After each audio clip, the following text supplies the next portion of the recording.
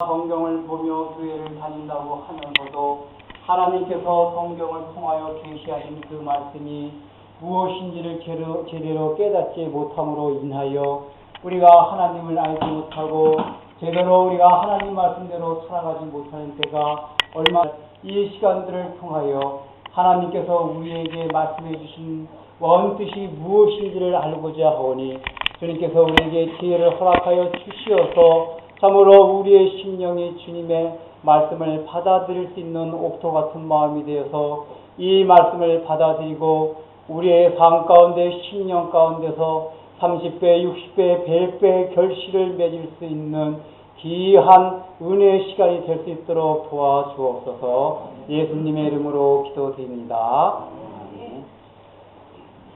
자, 오늘 우리에게 주실 하나님의 말씀 창세기 1장 1절입니다.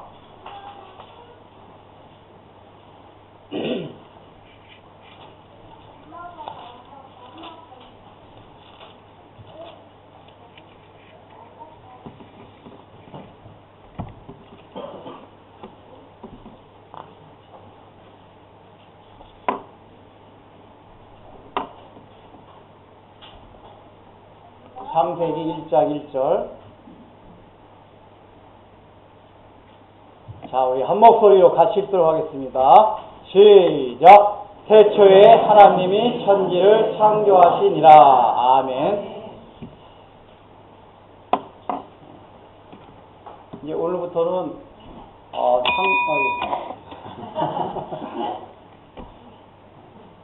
이제 강의이기 때문에 주제 설교가 아니라 강의이기 때문에 이제 창세기부터 이제 나가려고 합니다. 제가 이제 신약이나 다른 여러 가지 이제 그 성경을 생각해 봤는데, 창세기만큼, 우리에게 이제, 성경의 핵심적인 것을 가르쳐 주는 내용이 없어요. 그래서 창세기부터 차근차근 이제, 하나님의 말씀이 무엇인지 배워나가려고 합니다. 그러니까 수요일날 이제 굉장히 많이 오셨어요. 우리 교회 원인원에 대해서, 보통 이제 교회가, 수요일날 그 집회에 나오는 인원들이 주일날 이제 오전 예배 때 나오는 인원은 한 20분의 1이 안 된대요. 이게 조사해 보면. 거의 대부분 다 나오신 것 같아요. 이제 감사한데, 아까 카톡을 보니까 여러분들 기대를 엄청나게 많이 하시는 것 같아요. 그리고 최은장애가 또 거기에 딱 달았더라고. 목사님 엄청나게 부담스러워 시켰네.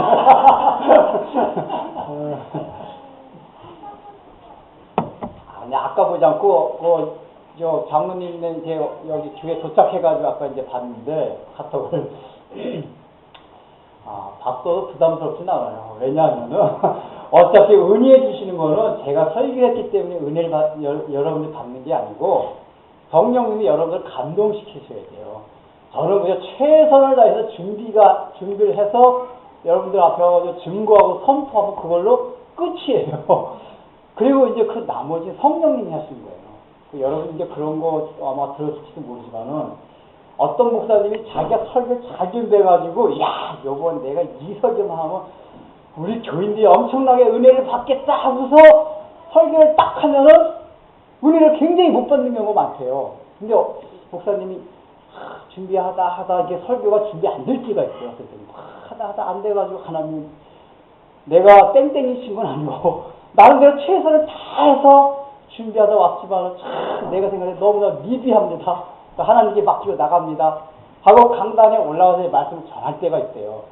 자기도 무슨 얘기를 했는지 모를 정도로 그렇게 막 행사를 수상한 것 같고 막 그런 때가 있대요. 그 전에 제가 이제 목사님께 들었는데, 근데 나중에 얘기를 들어보면은 자기가 준비를 잘했다고 하는 설교를 통해서 은혜 받은 게 아니라 그 자기는 준비 못했다고 해서 하나님 앞에 간절히 기도하고 나서 강단에서 선포된 그 말씀 때문에 그 말씀을 통해서 은혜를 받아가지고 사람이 깨어지고 이런 경우가 있대요. 우리 이제 기독교 역사에 보면 그런 거 많이 나와요. 저는 이제 항상 말씀에 이렇게 준비를 최선을 다하는데 마음이 그래요. 여러분들이 이제 기대를 하시던 안 하시던 상관없이 저 최선을 다해서 그냥 선포하는 거기 때문에 뭐 기대하셔도 좋습니다. 그 부담 안 가세요. 말씀 진면으로 열심히 전하는 게. 태연자님 아시겠어요? 이제 그건 좋은 거예요. 얼마나 여러분, 저는 이제 그 마음을 가졌어요. 야, 우리 교우들이, 특별히 청년들이 굉장히 말씀을 갈급해하겠구나. 그건 굉장히 좋은 현상입니다.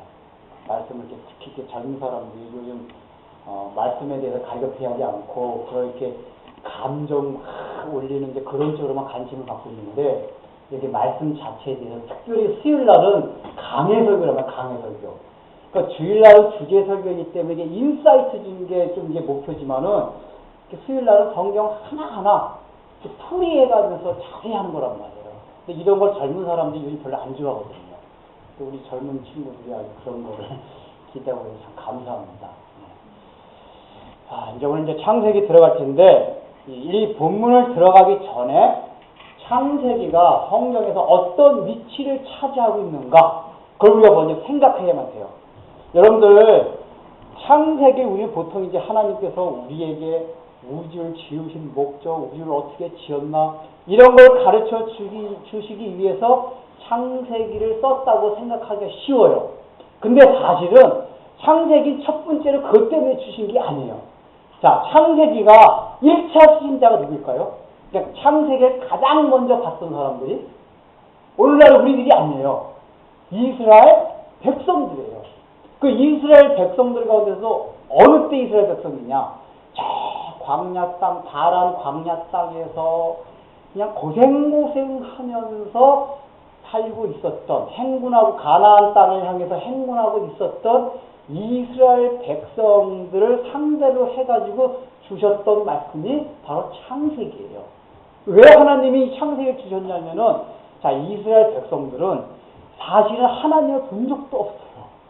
다만 모세가 어느 날 와가지고, 야, 너희들 지금 애굽에서 이렇게 고생하고 있지 않느냐? 근데 너희 조상 아브라함과 이삭과 그 야곱의 하나님이 나에게 나타나셔가지고 너희들을 이 애굽에서 이끌어가지고 그 약속하신 가나안 땅으로 가라고 나에게 명령을 내리셨다. 라고 얘기를 해가지고 몇 가지 기적들을 보여줬잖아요. 애굽에서 10가지 기적.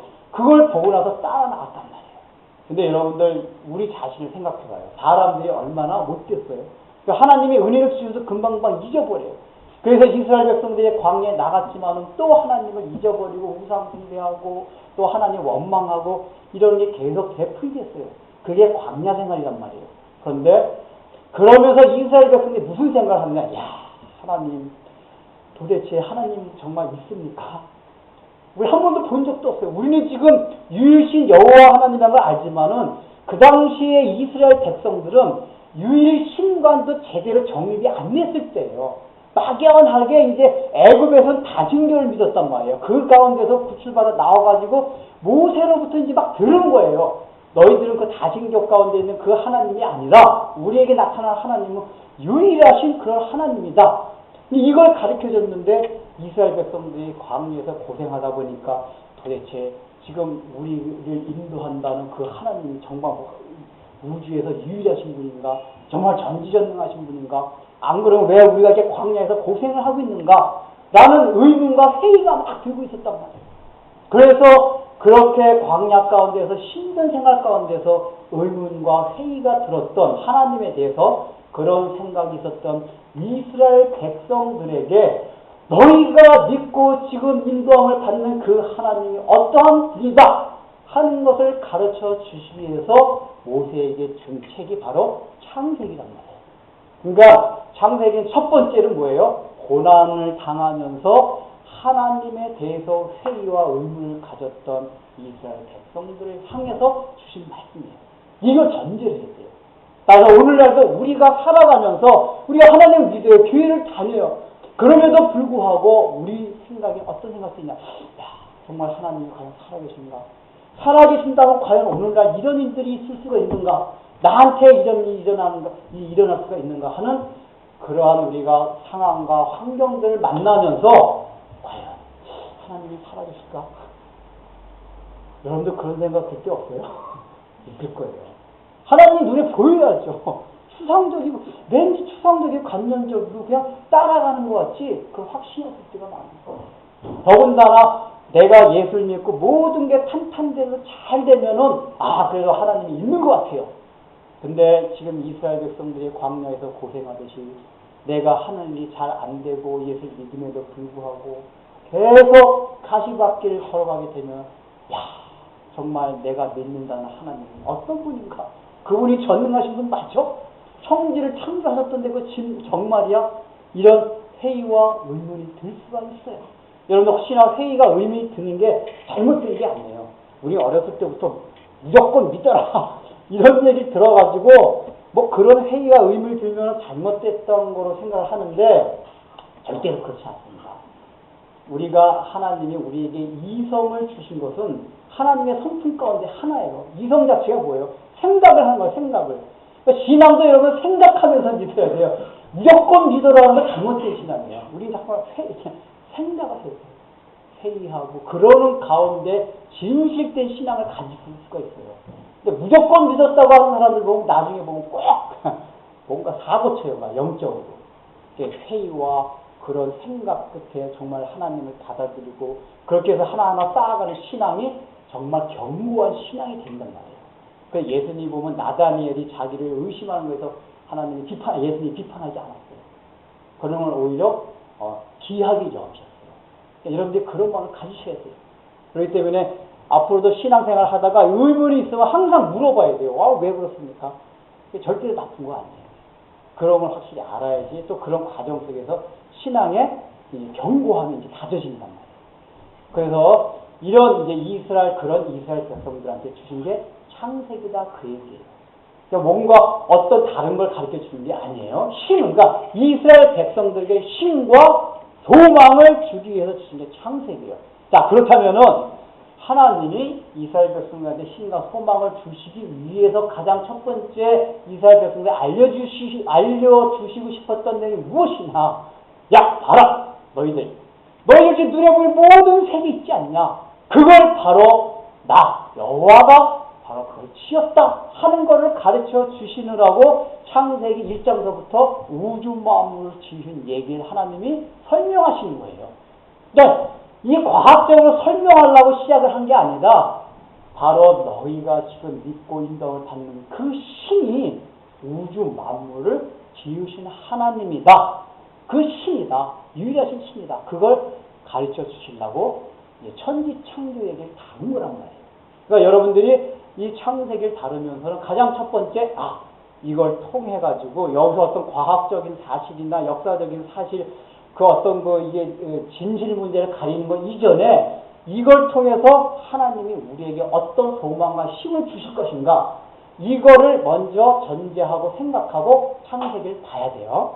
자, 그러면은 창세기 이제 하나님이 처음에 이스라엘 백성에 그런 의미에서 주셨는데 그런 걸 통해서 이스라엘 백성들은 창세기를 보고 하나님이 과연 누구시라는 걸 알게 됐어요. 그리고 하나님이 이스라엘 백성을 통해서 어떻게 구원 역사를 이루어가실 거냐에 대한 윤곽을 잡았어요. 이스라엘 백성들이. 마찬가지로 창세기라는 거는 하나님이 앞으로 이걸 창조하셨지만 인류 역사를 어떻게 이끌어 가시겠다 하는 것을 다 나타낸 게 창세기란 말이에요. 그래서 창세기가 제가 첫 번에 시작한 게 왜 그러냐면은 성경 전체를 관통하는 핵심 사상이 창세기에 있고 창세기의 그 시작을 잘 알아야지만이 요한계시록이 이해가 될 수 있어요. 자, 여러분들 한번 질문을 드려볼게요. 성경은 1500년의 시간을 거쳐서, 그러니까 이 모세가 요거 쓴 때가 BC, 기원전 2000년경입니다. 1500년경. 그 다음에, 이 요한계시록을 쓸 때가 대략 AD 한 63년경으로 학자들이 추정을 해요. 그러니까 창세기부터 요한계시록까지 쓰여진 그 기간이 거의 1500년 기간이에요. 1500년이란 그 기간 동안에 44명 정도의 서로 다른, 개성들이 다른 사람들이 쓴 게 성경이에요. 근데 신기하게 학자들이 연구를 해보고 예수를 안 믿는 학자들은 그렇게 얘기를 해요. 인문학자들이 얘기하는 말이 성경을 창세기부터 계시록까지 읽어보면 통일성이 있다는 거예요. 통일성. 그러니까 다양하면서도 통일성이 있고 유기적인 관계가 있어요. 여러분들 창세기부터 이 계시록까지 하나로 관통하는 어떤 사상이 있어요. 사상. 혹시 사상 또는 주제가 있어요. 주제. 그게 뭔지 아세요? 그게 뭘까요? 창세기부터 요한계시록 하나로 꿰뚫는 하나의 취재가 있어요. 통일성이 있어요. 뭘까요, 그게? 예? 구속에. 예수님이 요한복음에서 그렇게 말씀하셨어요. 유대인들이 막 예수님 배척하니까 너희가 성경을 상고하거니와, 예수님이 말씀하실 때 그 성경은 무슨 성경이죠? 구약 성경이에요. 그 당시까지는 신약 성경이 없었기 때문에 너희가 성경에서 하나님을 알고자 성경을 상고하거니와 이 성경이 곧 누구에 대해서 증거하는 거로라? 예수, 나에 대해서 증거한다고 예수님이 말씀하셨어요. 즉 구약의 창세기부터 말라기까지 모든 성경이 다 누굴 증거해요? 예수님을 증거한단 말이에요. 예수님을. 그것이 나중에 배울 거예요. 그러면서 마지막에 또 신약 성경도 사도들이 다 뭐라고 했죠? 이 책은 다 그리스도의 십자가의 구속을 증거하는 거라고 사도들이 증거를 해요. 즉 성경은 창세기부터 요한계시록까지 누굴 증거하는 거예요? 다 예수 그리스도를 증거하는 거란 말이에요. 우리 이해가 안 돼. 구약을 읽으면서 야, 이런 역사가 왜 예수 그리스도를 증거하는가? 라고 생각하겠지만 앞으로 이제 그걸 배워날 거예요. 자, 그러면은 조금 더 깊이 들어가서 좋아요. 창세기부터 요한계시록까지는 예수 그리스도 한 주제인데 그걸 좀 다른 말로 하면 무엇이냐? 예수님께서 이 땅에 오셔가지고 공생애를 시작하시지만, 그러니까 30세부터 공생애를 시작하셨는데 그 공생애를 시작하시면서 한 첫 마디가 뭐죠? 회개하라 천국이가 하늘나라가 가까웠느니라. 이것부터 선포했어요. 즉 예수님께서 이 땅에 인간의 몸을 입고 오신 목적이 무엇이냐? 하늘나라 때문에 왔고 하늘나라. 하늘나라를 너희 가운데 임하게 하기 위해서, 이 땅 가운데 임하게 하기 위해서 예수님이 오신 거란 말이에요. 그 얘기는 창세기부터 요한계시록의 그 주제가 예수 그리스도라는 것은 다른 말로 하면은 창세기부터 요한계시록 관통하는 사상이 무엇이냐? 하나님의 나라예요. 하나님의 나라. 그래서 처음에 이 에덴 동산을 지었잖아요. 여러분들 나라의 3요소가 뭐죠? 국가의 3요소? 주권, 영토, 국민. 그렇단 말이에요. 그 하나님이 처음에 창세기를 천지 창조할 때 뭐냐면은 그 영토를 지고 영토에다 에덴 동산을 특별히 지었어요. 거기다 누굴 만들었죠? 아담과 하와를 만드셨어요. 그 하나님이 다스릴 백성. 그리고 거기에 주권자가 누가 되셨어요? 하나님이 되셨단 말이에요. 즉 하나님의 나라의 모형을 처음에 만들어 두셨어요. 근데 이게 어떻게 됐죠? 실패했어요. 그래서 마지막에 요한계시록에서 예수님이 요한계시록 22장에서 새하늘과 새 땅이 완성된다고 나오는데 바로 그 새하늘과 새 땅이 뭐예요? 하나님 나라가 완성이 되는 거란 말이에요. 그러니까 처음서부터 하나님의 나라에 대해서 쭉 설명을 하는 거예요. 성경은 전부 이렇게 그 하나님의 나라에 소속된 그 백성과 영토와 하나님의 주권에 대한 설명을 창세기부터 요한계시록까지 해나가요. 그래서 이제 게아조스 보스라는 그 옛날 프린스턴 그 대학의 이제 교수가 있었는데 이 교수가 뭐라고 이제 얘기를 했냐면은 종말이 창조를 앞선다. 그런 얘기를 했어요. 여러분 이 말이 이해되세요? 지금 창조는 시작이고 종말이 끝이잖아요. 근데 우리 시작이 있어야 원래 끝이 있는 거잖아요. 그러면 말이 시작이 있어야 끝이 있다 그렇게 되는데 이 양반 말은 뭐야? 종말이 구원가. 끝이 시작을 앞선다. 이게 논리적으로 맞아요? 안 맞아요? 안 맞죠? 이게 왜 그러냐? 성경적으로 보면 요한계시록의 사건이 창세기 나온 에덴 동산 사건을 앞선다. 그 이 얘기가. 이게 왜 그렇게 됐냐? 하나님이 처음부터 하나님의 나라를 계획하실 때 이미 새하늘과 새 땅을 먼저 계획하셨단 말이에요. 하나님이 완전히 통치하시는 그 하나님의 나라를 설계하시고 나서 뭐예요? 천지창조를 하신 거예요. 이해되세요? 우리 시간적인 순서로 볼 때는 천지창조가 먼저고 요한계시록에서 일어날 사건이 이거 지금 일어나지 않았어요. 앞으로 미래의 사건이에요. 일어날 사건이지만은 이미 하나님의 계획과 설계도 안에서 무엇이 먼저 됐어요? 요한계시록에서 일어날 새하늘과 새 땅이 하나님께서 먼저 일어났다. 그래서 그 종말이 끝이 시작을 앞선단 말이에요. 그러니까 이 얘기는 다른 말로 하면 뭐냐?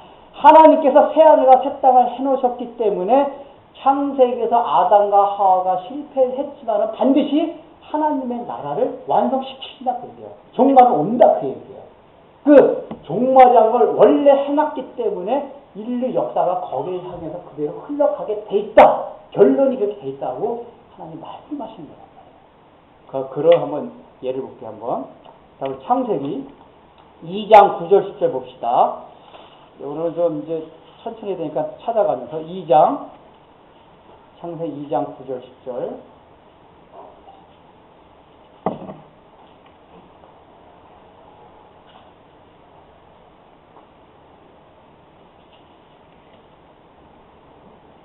같이 읽어볼까요? 시작.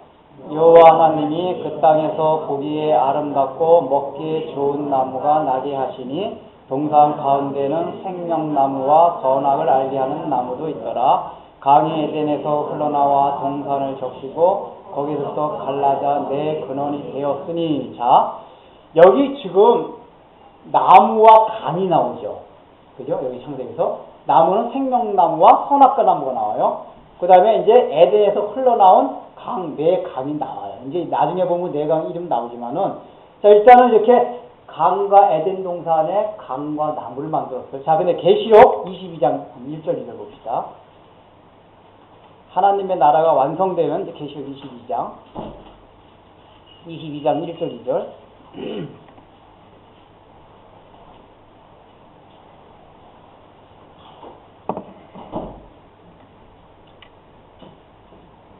자, 읽어볼까요? 시작. 또 그가 수정같이 맑은 생명수의 강을 내게 보이니 하나님과 및 어린 양의 보좌로부터 나와서 길 가운데로 흐르더라. 강 좌우에 생명나무가 있어 열매째 달마다 그 열매를 맺고 그 앞나무 잎사귀들은 만국을 치료하기 위하여 있더라. 지금 이제 앞으로 하나님께서 완성하실 그 하나님의 나라에 대한 그 중심에 지금 뭐가 있죠? 요한계시록에도 생명나무와 강이 있어요. 근데 에덴 동산에 때문에 에덴에서 발원하는 강이었고, 여기는 하나님의 어린 양 보좌로부터 발원하는 강이고, 그 다음에 에덴 동산에 있었던 나무는 생명나무와 선악과 나무가 있었는데, 지금 계시록에 나오는 거는 생명나무만 나와요. 선악과 나무가 없어졌어요. 즉 이게 지금 두 개가 대조되는 거란 말이야. 하나님 나라가 에덴 동산에서 시작이 됐는데, 요한계시록에서 그러니까 마지막 때 어떻게 이루어질 것인가를 이제 보여주고 있는 거예요. 지금 또 한 가지 봅시다. 자, 창세기 2장 24절. 창세기 2장 24절.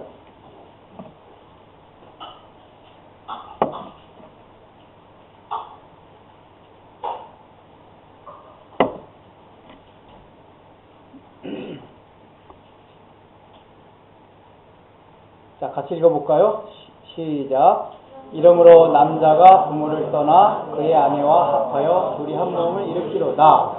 자, 여기서 이게 누구한테 한 말이? 우리는 이거 일단은 우리한테 한 말이 아니에요. 이 말씀이 누구한테 한 말이죠? 아담하한테 한 말이에요. 그럼 생각해봐요. 아담하가 부모가 있어요, 없어요? 없어요. 우린 부모가 있지만 아담하와 하나님이 처음 만든 사람이기 때문에 부모가 없어요.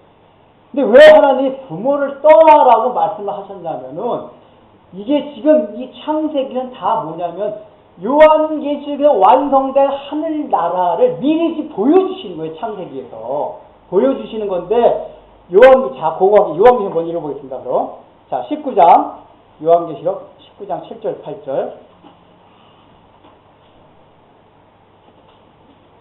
19장 7절. 자, 시작. 그가 즐거워하고 크게 기뻐하며 그에게 영광을 돌릴 때 어린 양의 혼인 기약이 이르렀고 그의 아내가 자신을 준비하였으므로. 자, 여기서 그의 아내가 누구죠? 여기까지만. 그렇죠. 우리 성도들이에요. 그 다음에 누가 어린 양 예수 그리스도가 신랑이 되는 거란 말이에요.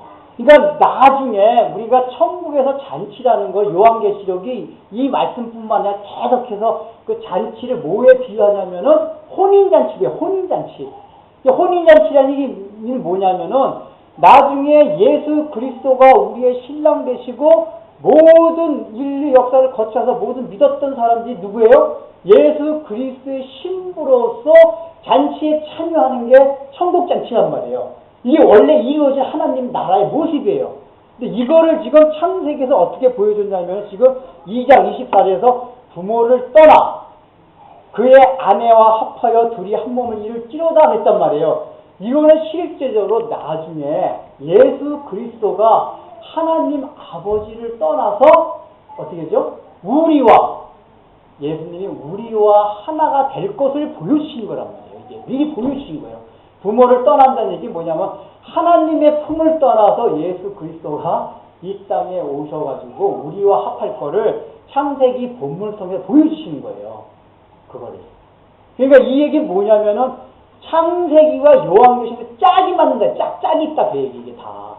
그 짝이 뭐냐? 창세기에서는 완전히 완성될 하나님의 나라를 모형을 보여주신 거고 요한계시록에서 그 완성을 보여주신다. 그 얘기란 말이에요. 때문에 이 얘기 뭐냐면은 창세기를 완전히 이해해야지만이 뭐예요? 나중에 요한계시록을 잘 알 수가 있고 전체 성경을 이해할 수 있다. 그 얘기예요. 이게 제가 두 가지 예만 들었는데 창세기와 요한계시록 굉장히 밀접하게 연관이 돼 있어요. 그래서 창세기를 잘 알아야 되고 창세기에 그런 성경의 핵심적인 사관이 다 있다. 그 얘기입니다. 자, 이걸 이제 전제를 하고 이제 본문 들어가겠습니다.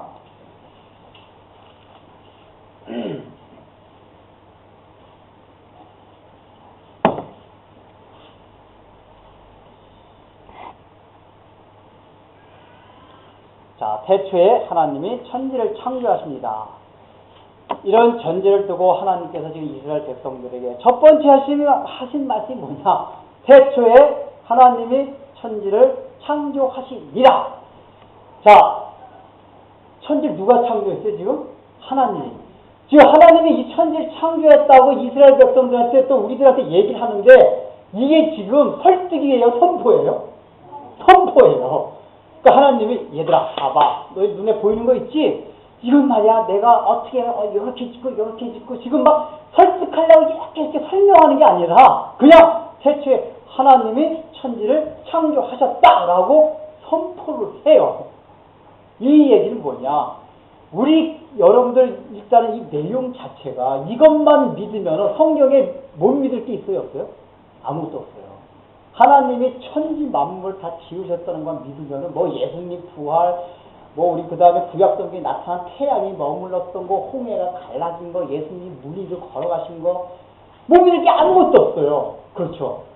결국은 이걸 믿지 못하면 다른 것도 다 못 믿게 돼 있단 말이에요. 근데 중요한 거 뭐냐? 이 하나님이 천지를 창조하셨다는 게 이성과 논리적으로 설명할 수 있는 부분이 아니에요. 그게 선포하신 거예요. 그것뿐만 아니라 너희에게 앞으로 내가 계시할 모든 말씀들은 설득으로 되는 게 아니다. 선포다. 선포. 선포라는 건 뭐냐? 믿음을 받아들이면 내 거가 되는 거예요. 이거와 관련해서 이제 제가 굉장히 이제 깨닫는 게 뭐냐면은 제가 이제 그런 물리학 같은 걸 좋아하다 보니까 이렇게 막 논리적인 그걸 되게 좋아해요. 이게 신앙생활 제가 모태 신앙이나 그렇지 나중에 커서 예수 믿었으면 못 믿었을 것 같아요. 하도 짜증 게 많아가지고. 이게 모태 신앙인데 불구하고 내가 얼마나 성경 막 꼬치꼬치 짜증인지 몰라요. 근데 제가 나중에 깨달은 게 뭐냐면은, 그래서 하나님이 실제적으로 이렇게 제가 이제 학문이나 막 이런 거 통해가지고 이해된 부분도 있지만은 결국은 그것 내가 이해돼서 믿어진 게 아니라 나중에 보니까 그냥 선포된 말씀이 그냥 믿어진 거예요. 이해돼서 그런 게 아니라. 근데 그게 실제 전도할 때도 보면은 여러분들 그런 거 경험했을 거예요. 막 설명을 해줬어요. 이렇게 설명해줬는데 그리고 나서 이게 되느냐? 이해 됐습니다. 그 믿으셔야죠. 그러면 안 믿는데요. 그러니까 이해됐다고 믿어지는 게 아니라 어느 날 성령님의 그냥 강권적인 역사에서 믿어져요. 그래서 제가 이제 그걸 깨닫고 난다면은 이렇게 설교하고 지나치게 논리적으로 이제 하려고 그러기도 하지만 막 그냥 그거 무시하고 하는 경우도 있어요. 왜냐하면 하나님이 역사하시는 거 보면은 이렇게 논리적으로 설득해가지고 역사하는 게 아니고 그거 전혀 상관없이 성령께서 역사하시더라고요. 제가 전도하면서 많이 경험했어요. 내가 이 진화론 이제 앞으로 창세기 하면서 진화론하고 이제 이 창조론에서 제가 이제 계속해서 조금씩 다룰 건데 제가 이걸 학문적으로 이제 옛날 대학생들 가르칠 때 얼마나 자세하게 해준 적이 있어요. 근데 그런 거 보면 애들이 설득을 당해요. 얘기 들으니까 그러네요. 그 진화론. 근데 중요한 건 설득은 당하고 나서 얘를 안 믿어요. 희한하게. 그러니까 믿음은 낙이 딴 데서 생기더라고요. 수련회 가가지고 창조에 관한 진화론에 관한 설교한 게 아니라 딴 데서 막 설교했는데 거기서 깨져가지고 나는 죄입니다. 회개해요. 이거는 기독교는 이 복음은 설득으로 되는 게 아니구나. 이게 선포. 선포 가운데 한 성령께서 역사해도 된다 그 얘기예요. 그래서 하나님이 1장 1절을 그냥 선포로 딱 그냥 내리친 거예요. 그냥 나에 대해서 막 진짜 큰 게 아니라 나는 창조이기 때문에 그냥 내가 지었다! 라고 선포를 하셨어요. 그러니까 이거를 우리가 먼저 생각해야 된단 말이에요. 이걸 믿음으로 받아들여야 돼요. 근데 중요한 거는 우리가 믿음으로 받아들이긴 하지만은 하나님께서 우리의 이성과 논리를 주셨기 때문에 이성적으로 생각할 수 있는 부분들은 충분히 생각해야 돼요. 그 과정상에서. 그것 때문에 믿는 건 아니지만은 그게 필요하긴 해요. 그래서 하나하나 설명하려고 합니다. 자, 보십시오. 여러분들, 이 태초에 하나님이 천지를 창조한 시행할 때 이 태초에라는 것이 이제 여기 히브리어 성경에 베레시트예요. 베레시트. 이 베레시트라는 뜻은 다른 나라 말로 번역할 수 없는 단어예요. 왜냐하면 이거는 우리말로 태초라고 했잖아요. 여러분 태초하면 뭐가 떠올라요? 아주 옛날. 그렇게 생각이 들죠. 아주 옛날. 막 태고 쪽에. 아주 우리가 생각도 할 수 있는 오랜 옛날. 막 수천억 년 전 이렇게 생각하죠. 이 태초란 말이 그런 개념으로 생각한단 말이에요. 그러니까 시간의 개념 안에서 아주 오래된 그때. 여러분들 보통 신화나 설화 같은 거 봐요. 그런데 보면 무슨 말이야? 아주 오랜 옛날, 아주 오랜 태고 쪽에 이렇게 시작을 해요. 다 모든 성경 아닌 이방의 모든 이제 문화에 있는 그런 설화나 그다음 신화, 그다음 철학에서 나온 얘기들은 아주 오랜 옛날을 표현할 때 다 그런 식이에요. 태고 쪽에. 이 얘기는 뭐냐면은 시간 개념 안에서 가장 오래된 것을 얘기한단 말이에요. 그게 사람의 이성으로서 생각할 수 있는 개념이에요. 근데 여기 나온 태초, 그러니까 베레시트라는 뜻이 뭐냐면은 시간 이전의 시간. 그러니까 시간이 시작할 때 그 뜻이 얘기해요. 이 태초라는 게 원뜻이 뭐냐면은 시간이 시작할 때에 이 뜻이죠. 시간이 시작할 때에. 자, 이 얘기가 뭐예요? 시간이 시작했다는 얘기는 시간이 원래 있었다는 얘기 없었다는 얘기예요? 시간이 원래는 없었어요. 근데 시간이 시작됐단 말이에요. 뭐와 함께요? 천지 만물과 함께 시간이 시작됐다 그 얘기예요. 그러니까 대충 시간이 시작될 때에 하나님이 천지를 창조하시니라 이 얘기라면 그러니까 이게 뭐예요? 시간과 천지는 뭐예요? 같이 창조가 되었다 그 얘기예요. 그전에는 뭐예요? 그러니까 천지 만물이 지어지기 전에는 시간이 있었다 없었다? 없었던 거예요. 그러니까 이거와 비교해서 요한복음을 보면은 요한복음 1장 1절을 보면은 그때도 태초에 말씀이 하나님과 함께 계실 거란 말이 나와요. 그때 태초에는 우리말 번역은 똑같이 태초인데 신약 성경은 히브리어가 아니라 헬라어로 되는데 아르케라는 뜻은 뭐냐면 시간 안에 들어온 이 시간이 시작될 때가 아니라 영원 전에. 그러니까 헬라어 뜻으로는 그냥 근원, 영원한 근원을 아르케라고 그래 헬라어에서는. 이 뜻이 뭐냐면은 요한복음에 나오는 1장 1절에 나오는 그 태초의 로고스냐 예수님 말씀이 하나님과 함께 계셨더라 할 때 그 요한복음 1장 1절의 태초에는 영원 전에 그 뜻이에요. 똑같이 창세기 1장 1절과 요한복음 1장 1절은 태초라고 번역은 돼 있지만은 창세기 1장 1절은 뭐예요? 시간이 시작될 때에. 요한복음 1장 1절은 뭐예요? 시간이 시작될 때가 아니라 그 아르케라는 뜻이 뭐예요?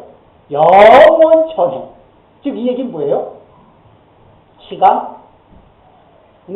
생기기 이전에. 이전부터 계셨던 분이다 그 얘기예요. 예수님은. 그러니까 요한복음 1장 1절은 그걸 가르치는 거예요. 영원 전. 그러면 창세기 1장 1절은 시간이 시작될 때 여기 천지가 지었다. 자, 이걸 잘 생각하고 그러면 컷 좀 다른 여기 뭐 머리카락이 가지고 물좀 커만 가지고. 제가 조금 전에 설명드렸지만은 봐봐요. 이 시간에 벗어난 개념을 우리가 이성과 논리로 설명할 수 있어요? 없어요? 없어요. 왜 아까 말했죠. 이 신화나 철학이나 서랍 보면 다 뭐예요? 그냥 옛날을 얘기해도 아주 오랜 옛날 태국 쪽에 그렇게 얘기한단 말이에요. 이 얘기가 뭐냐면 사람의 이 상상력으로 또는 이성과 논리로서 절대로 시간이라는 게 창조됐다는 개념을 생각할 수가 없어요. 더군다나 이거 언제 쓰여졌어요? 이 창세기가? 모세가 이것을 받을 때가 지금으로부터 3,500년 전, 그러니까 BC 1,500년경에 이 맛을 받았단 말이에요. BC 1,500년경은 더군다나 이걸 생각할 수가 없었던 시대예요. 그런 시대에 시간이 시작될 때라는 이 용어 자체가 사람이 생각할 수 있는 용어가 아니라는 얘기예요. 이게 중요한 건 뭐냐. 오늘 현대 물리학이 와가지고 이런 개념이 밝혀지기 시작했어요. 이제 청년들이 있어서 제가 그걸 설명드리겠는데, 여러분 아인슈타인의 상대성 이론 알죠? 아인슈타인의 상대성 이론이 뭡니까? 그저 고전 물리학과 다르게 아인슈타인의 상대성 이론은 시간과 공간, 물질과 에너지, 이게 변환될 수 있다 없다? 우리 청년들. 옛날에 뉴턴의 고전 물리학에서는 그냥 어른들은 그냥 참 그냥 청년들 때문에 설명하니까. 옛날에 뉴턴의 고전 물리학에서는 시간과 공간, 물질과 이게 물질이잖아요. 이게 에너지 아니에요. 에너지 아니에요. 그리고 시간과 이건 공간이고 시간과 공간 우리 전혀 별개로 생각한단 말이에요. 고전 물리학, 뉴턴의 물리학 그렇단 말이에요. 근데 이제 아인슈타인이 이제 상대성에서 그걸 밝혀낸 거예요. 여러분들 원자 폭탄이 뭐죠? 원자 폭탄? 원자 폭탄이 그 아인슈타인의 그 상대성 원리를 근간에서 만들어낸 게 원자 폭탄이란 말이에요. 우라늄이나 프로톤 같은 게 1g 조그만 거 가지고 엄청난 양의 에너지를 거기서 발생시켜요. 왜 그러냐면 아인슈타인이 밝혀낸 게 뭐냐면 요 1g이라는 이 물질 질량 자체가 엄청나게 에너지를 발생시킬 수 있다. 그 얘기예요. 그 이제 공식 E는 mc고 에너지는 질량 곱하기 빛의 속도의 제곱. 그러니까 질량과 에너지가 서로 변환된다. 그 얘기란 말이에요. 그게 또 뭐예요? 이제 그 특수상대성 이론이고 일반 상대성 이론에서 아인슈타인이 밝힌 게 뭐냐면은 시간과 공간, 우리는 시간과 공간을 이게 전혀 별개라고 생각했는데 시간과 공간이 뭐예요? 서로 변환시킬 수 있다. 그 얘기예요. 그래서 4차원 이제 그 아인슈타인의 상대성 이론에서 4차원 세계라는 개념이 설명돼 있잖아요. 빛의 속도로 가면 시간이 멈추고. 얘기 다 들으셨죠? 여기 다 아시죠? 기차 타고 여러분들 기차가 아니라 저기 공항에 가면 무빙워크 있잖아요. 무빙워크 안 걷는 사람이 옆에서 딱 보면은 거기 딱 무빙워크에 올라탄 사람이 저 1m 이게 막 이제 하여간 걸어가고 있으면 바깥에서 볼 때 뭐예요? 더 빨리 걷는 것 같고 안에서 볼 때 그 사람 안 움직이고 있잖아요. 같은 무빙워크에 타고 있는 사람이 그 사람을 갈 때는 만약에 1m 파트색, 용어를 하여간 1m 속도로 가면은 그 정도만 보지만, 무빙워크 바깥에서 볼 때는 플러스 알파가 돼가지고 더 빠르게 가는 것 같잖아요.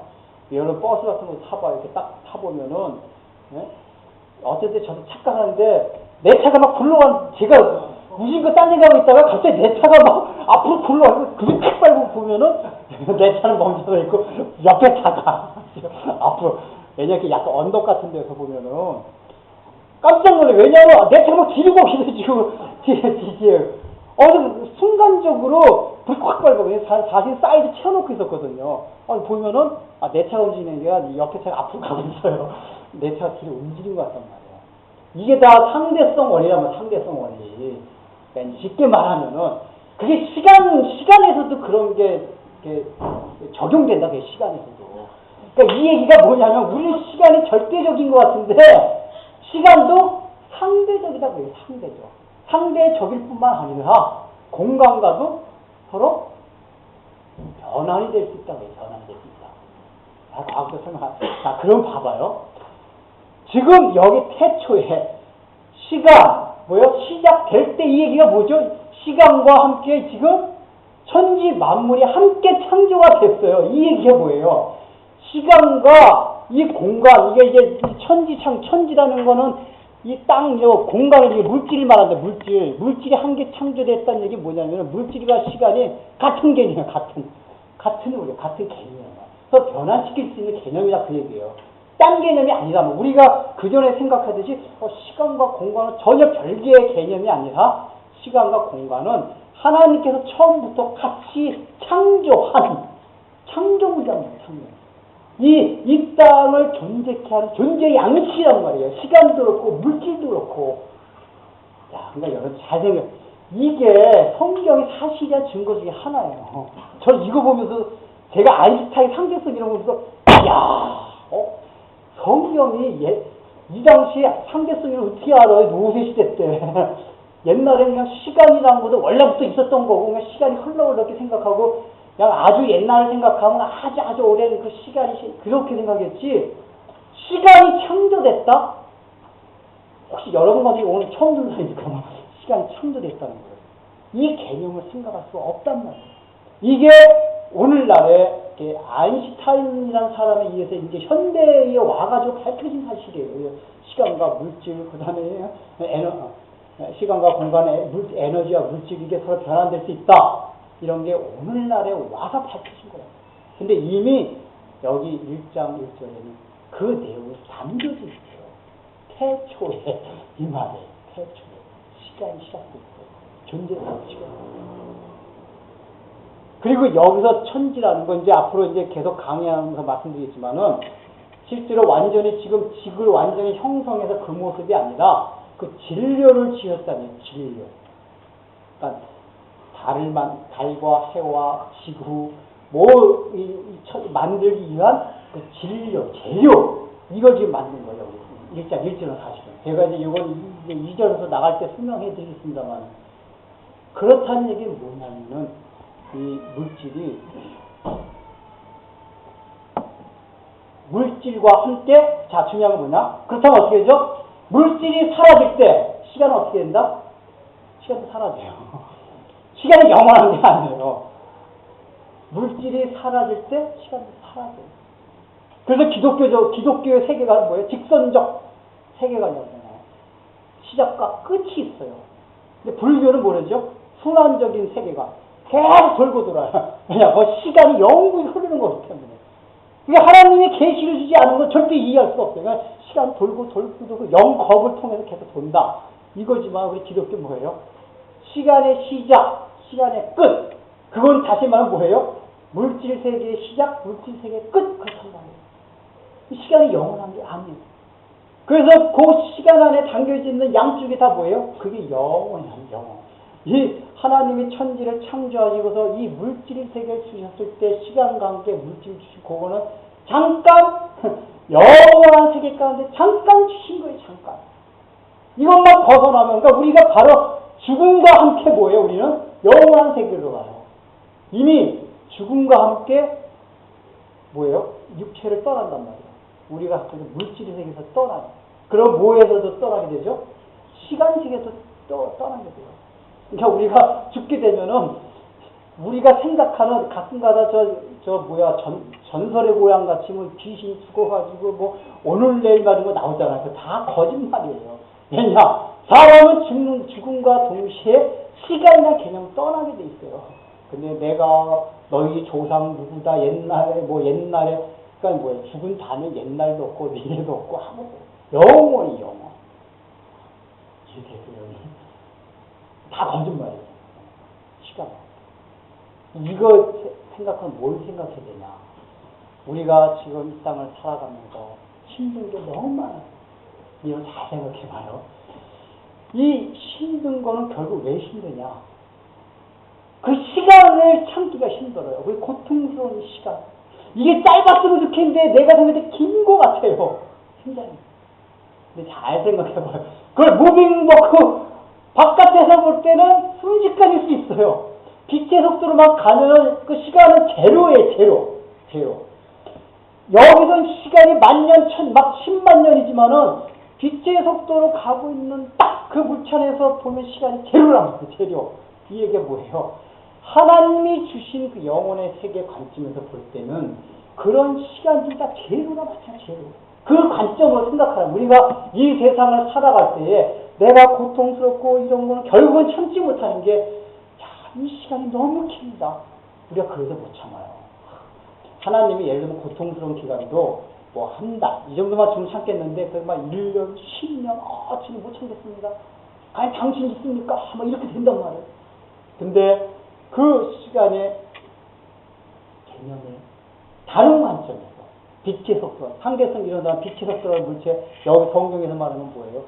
그 영원이라는, 시간이 창조되기 전에 그 영원한 상태의 관점에서 바라보게 되면은 우리가 여기 인류 역사 가운데서 지지구복과는 모든 삶 자체가 뭐예요?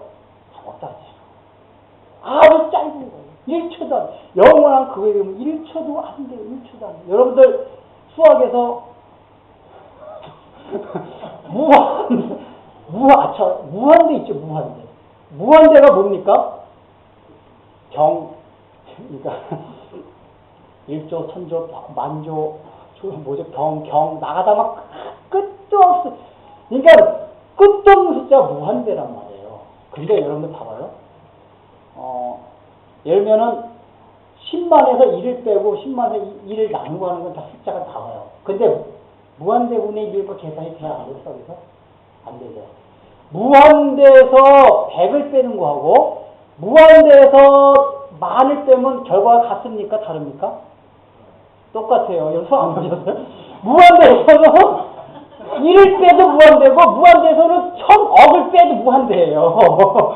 1000억을 빼. 그게 무한대.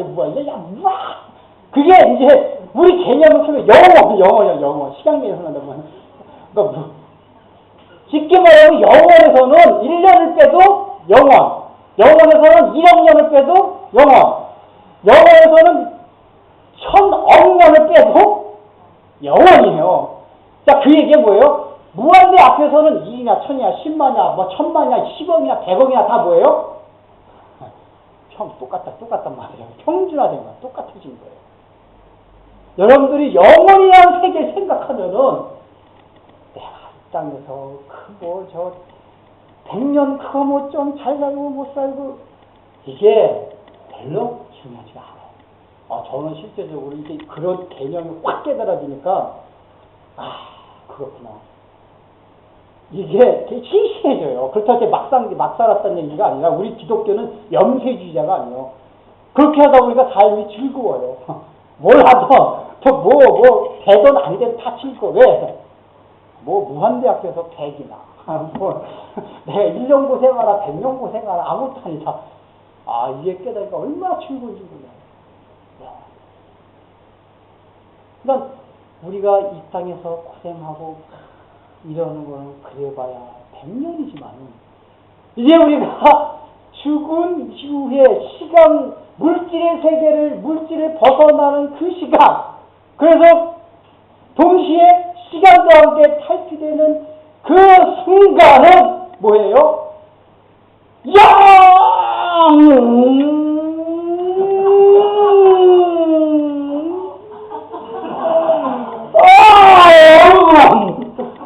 여러분 제 폐활량이 짧은 걸 고마워십시오. 폐활량 길어서 계속 한 시간 들었습니다.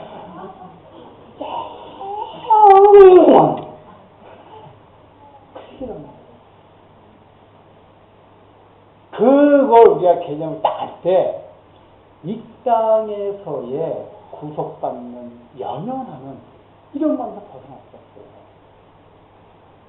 어떻게 보면 이제 불교인들도 이런 비슷한 것까지 잘 깨달은 사람들이 있어요. 이 불교인들 얘기가 고승들 얘기 들어보면은 기특한 얘기부터 저희가 이런 건 깨달았는데 그 사람들 중요한 건 뭐냐면은 그걸 깨달았으면 그것을 진정으로 벗어나는 길이 몰라요. 그거는 우리는 그걸 아는데 여러분들 이게 중요한 거예요. 태초에라는 이 한마디 속에 엄청난 그게 사실 진리가 있는 거란 말이에요. 일단은 이걸 진화론을 판박할 수 없어요. 이 1장 1절 때문에 사실은 진화론자들하고 창조론자는 맨날 격돌을 일으켜요. 야, 웃기자, 무슨 하나님 신이 이걸 만들었냐. 진화를 봐라. 근데 요 말 한마디에 일단은 진화됐느냐 창조됐느냐 그건 떠나기 전에 태초란 시간이 시작됐다는 이 말 자체가 야, 성경은 사람의 상상고는 아니다. 이것까지는 생각을 하셔야 돼요. 여러분이 그렇게 생각 안 들어요? 저 이거 처음에 딱 그 뜻을 알았을 때, 원문의 뜻을 알았을 때 놀랬어요. 왜냐하면 제가 아무리 신화나 뭐 무슨 어떤 서적을 봐도 옛날 태고 쪽에 막 이런 얘기 들었지, 시간이 시작됐다? 시간을 창조했다? 이런 개념을 저도 생각해 보지도 못했어요. 저도 상상력이 풍부한데, 야, 이거 정말 하나님께서 모세에게 계시해 준 거구나. 인간의 산물이 아니구나. 더군다나 3,500년 전에. 거기와 더불어 1장 1절에서 그래서 천지를 뭐예요? 창조했는데 이 창조할 때 이 창조가 히브리어로 바라인데 이것도 일반 개념용에 없는 거예요. 보통 우리가 만들다, 창조하다 이런 거는 일반 용어 단어에서는 어떤 있는 재료를 가지고 새롭게 만드는 거예요. 창조라는 개념이 다. 근데 여기서 바라, 히브리어 바라라는 뜻은 뭐냐면은 무에서 유, 아무것도 없는 거에서 만드는 거. 그걸 말해요. 이게 이제 진화론자들하고 말이 안 되는 거예요. 진화론이 이해를 못하는 거예요. 근데 이 용어 자체도 뭐냐면은 무에서 아무것도 없는 상태에서 유를 만들었다고 유를 어떤 진료 가지고 한 게 아니라. 여러분 이제 이렇게 이 말씀 가지고 이제 창조론자들하고 진화론자들하고 이제 막 격돌을 벌였습니다. 근데 일단 1장 1절에서 진화론이 왜 논리적으로 모순이 있나 제가 이제 시간을 한 가지만 설명하고 진화론자들은 창조를 왜 배격하는 창조론은 신앙이라는 거예요. 신앙. 그 진화론은 과학이라고 하는 거예요. 근데 여러분들 과학법칙이 세워지려면 6가지 단계가 있어야 돼요. 옛날에 여러분 학교에서 배우신 분 기억나요? 첫 번째 단계 뭐죠? 자, 뉴턴이 의자에 가만히 사과 나무 밑에 앉아있다가 사과가 뚝 자기 머리 탁 떨어진 걸 봤어요. 보통 사람은 아무 생각 안 하는데 뉴턴같이 특이한 사람들은 저게 근데 왜 높은 데서 낮은 데로 떨어지냐? 우리들은 어떻죠? 당연하지. 그럼 이 바보야 이러는데 뉴턴같이 특이한 사람들은 왜 높은 데서 꼭 낮은 데서 떨어지냐라고 문제 제기 이의를 해요. 그러니까 사과가 떨어지면서 사무의 현상, 이제 과학권에서 사무의 현상이 일어난단 말이에요. 그 현상, 떨어진 현상을 보면은 뭘 봐요? 뉴턴은 그거 보고서 왜 떨어질까? 왜 높은 데서 낮은 데로만 물체가 떨어질까라고 문제 제기를 해요. 그래서 뉴턴이 막 생각을 해요. 자기가 지금까지 막 케플러 법칙 지금까지 들어왔던 그런 걸 다 통틀어가지고 막 해보니까 만유인력이라는 이게 추론을 한다, 추론을 쫙 해요. 자기가 지금까지 배웠던 지식 중에서. 추론을 해내가지고 생각하는 게 뭐예요? 이게 단순하게 있는 게 아니라 지구라는 물체와 이제 사람이 물체 사이에 끌어당기는 힘이 있다. 그리고 우리가 막 달과 지구 사이에 끌어당기는 힘이 있다. 이제 막 추론을 다 되는 거예요. 머리가 좋아가지고 이제. 그렇게 추론을 해가지고 만유인력의 법칙이라는 거를 딱 이론화, 이런 4번 이론화 해요. 자, 그러면 그 이론화까지 됐다 가지고 과학적인 법칙이 만들어진 게 아니에요. 뭘 해야 돼요? 과학적 법칙 가장 중요한 거는 실험을 해야 돼요. 그게 자기가 이론을 딱 만들었으면은 자기뿐만 아니라 누가 하든지, 또 언제 하든지, 어디서 하든지 자기가 이론을 세우면 그게 다 성립이 돼야 돼요. 그래서 그렇게 다 해가지고 성립이 되면 그때 하나의 과학의 법칙이 되는 거란 말이에요. 6단계를 거쳐야 돼요. 그러니까 모든 과학의 법칙은 그런 단계에 의해서 딱 이게 과학적 법칙, 만유의 법칙, 그게 법칙이 됐단 말이에요. 그런데 창조론과 진화론은 둘 다 어느 단계까지 온 거냐? 실험전, 이론 단계까지 온 거예요. 왜냐? 실험을 할 수 있어요, 없어요? 일단 진화론자들이 생각한 거는 수십억 년에 걸쳐 그러니까 진화론의 바탕이 되는 게 동일과정설인데 동일과정설을 설명하려면 수십억 년이나 세월을 봐야 돼요. 근데 수십억 년이나 세월을 지켜볼 수가 있어요, 없어요? 없어요. 그 창조될 때 이 모습을, 현상을 볼 수가 없단 말이에요. 결국은 이건 실험이 안 돼요. 그러니까 이것도 뭐예요?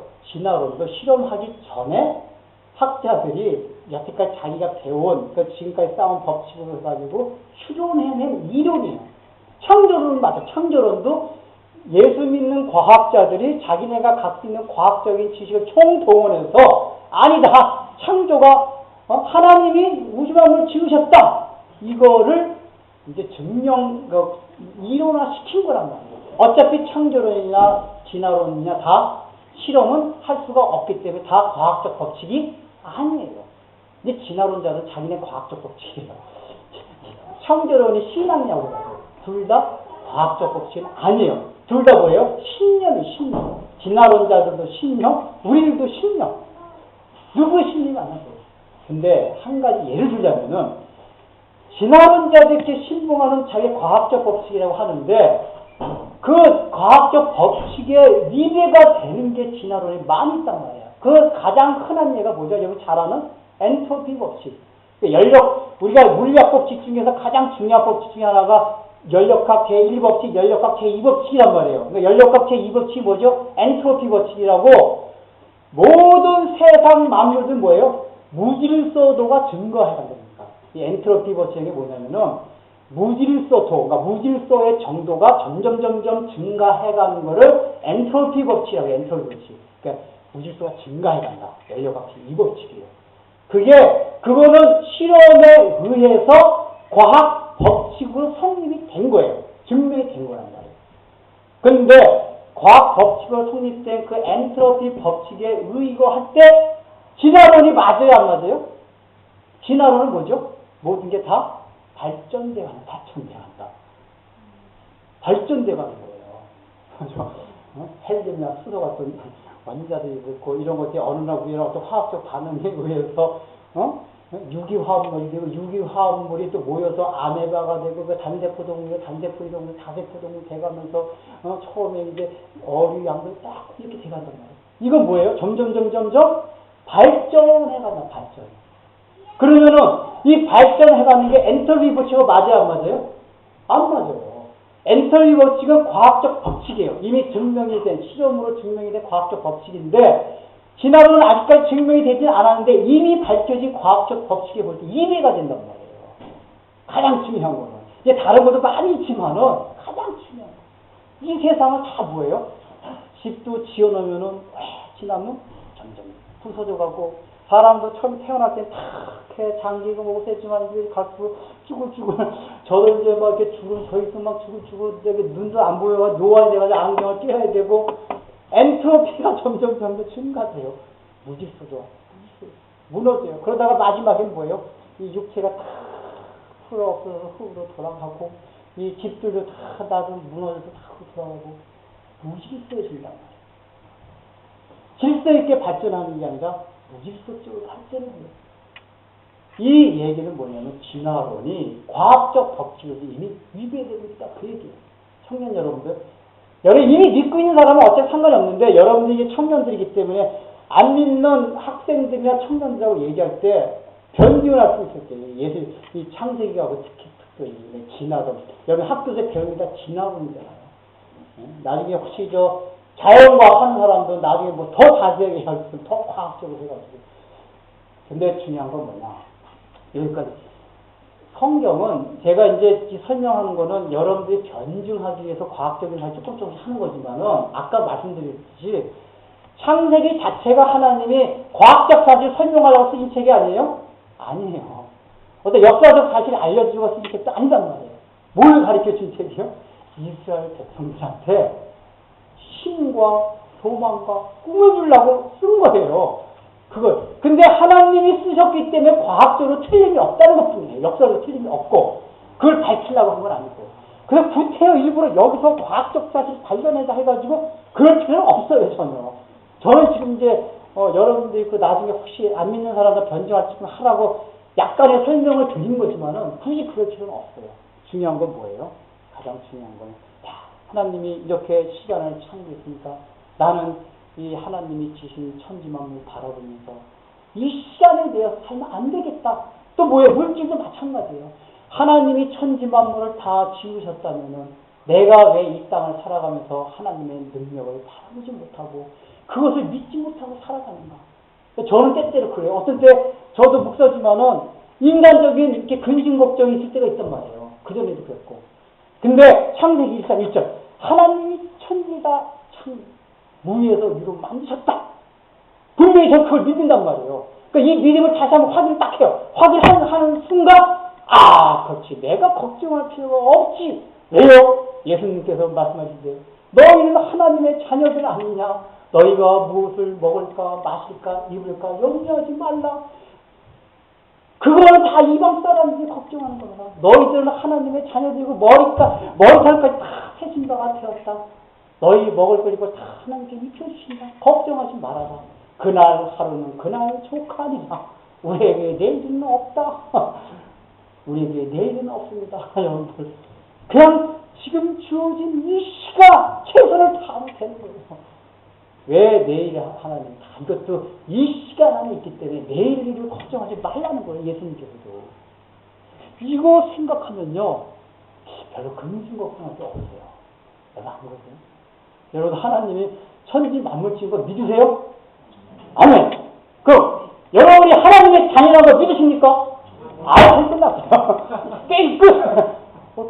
믿지 못해요. 아무리 한테 어려움이 있다 하더라도 주여 해주셨습니다. 그리고 정말 말씀드리는데 정말 우리가 기도로도 염려할 필요도 없지만 하나님이 하면은 기적 같은 일도 진짜 일어나요. 성경에 일어났던 일들은 오늘날 많이 일어나지 않아요. 그 제가 나중에 이제 다른 주제 가지고 설명드릴 텐데 그럼에도 불구하고 천지 만물을 지으신 분이기 때문에 오늘날도 우리의 기도를 통해서 그런 일도 일어날 수 있단 말이에요. 걱정할 필요도 없지만은 또 우리 기도를 통해서 이런 거 일어날 수 있어요. 왜 자주 일어나지 않느냐 하면은 하나님이 지으신 이제 앞으로 가서 자세히 설명하겠는데 지은 자연 만물이 다 뭐죠? 자연 법칙이 다 뭐예요? 하나님이 만드는 거예요. 잘 아셔야 될 게 해가 동에서 떠서 서쪽으로 지는 거 하나님이 그런 법칙을 만드셔서 안 만들었어요? 왠지 과학적 설명은 지구가 이제 서에서 동으로 자전하는 것 자체가 하나님이 만드신 거란 말이에요. 하나님이 만드신 법칙을 하나님이 뭐예요? 일부러 깨시지 않는단 말이에요. 우리는 기적하면 뭘 생각하죠? 초자연적인 거를 기적이라고 생각을 해요. 근데 하나님은 일단 초자연적인 것 자체가 뭐예요? 하나님 뜻이 아니에요. 왜요? 자연적인 것 자체가 하나님이 창조할 때 만들어놓은 법칙이 있기 때문에 하나님은 하나님의 뜻을 파괴하기를 원하지 않으신단 말이에요. 그래서 가능한 한 하나님은 초자연적인 역사를 우리가 아무리 기도해도 일으키지 않아요. 다만 이 성경에서 해가 잠깐 머무르고 막 바다 위를 걸어가시고 하는 그 초자연적인 그거는 막 중력의 법칙, 지구의 막 자전 법칙 이런 걸 다 깬 거란 말이에요. 그거는 이 성경의 특성상 이건 구속사를 통해서 하나님이 특별한 걸 가르쳐 주시기 위해서 특별히 설정한 거란 말이에요. 그러니까 그 순간 특별히 설정한 무대였기 때문에 거기서만 잠깐 그 일을 보여주신 거지 일반적으로는 하나님이 그런 초자연적인 거를 일으키시지 않아요. 그 자체가 하나님의 뜻을 어기는 거기 때문에. 그러니까 여러분들 절대로 미국 갈 때 하나님 내가 기도하면은 지금 이제 서울인데 저 LA 딱 뜨자마자 LA 있게 해주시라고 기도해도 안 돼요. 아무리 기도해도. 왜 그래요? 그건 중력의 법칙, 모든 법칙 다 어기는 거예요. 다. 모든 하나님이 주신 자연을 다 어기는 거예요. 자, 하나님 다 그래서 만들어놔요. 비행기 다 모든 과학 법칙에 비행기 다 만들어 주셨잖아요. 그거 타고 가라 그 얘기란 말이에요. 지금 말이에요. 옛날에 순복음교회 교인들 내가 진짜 봤어요. 이 철문 그 교회 철문에들 잠대가 잠겼더라고요. 나 그 기도하고 있더라. 주여 믿사오니 이 잠새 열게 해주소. 제가 그래서 안 열려요. 백날 기도해도.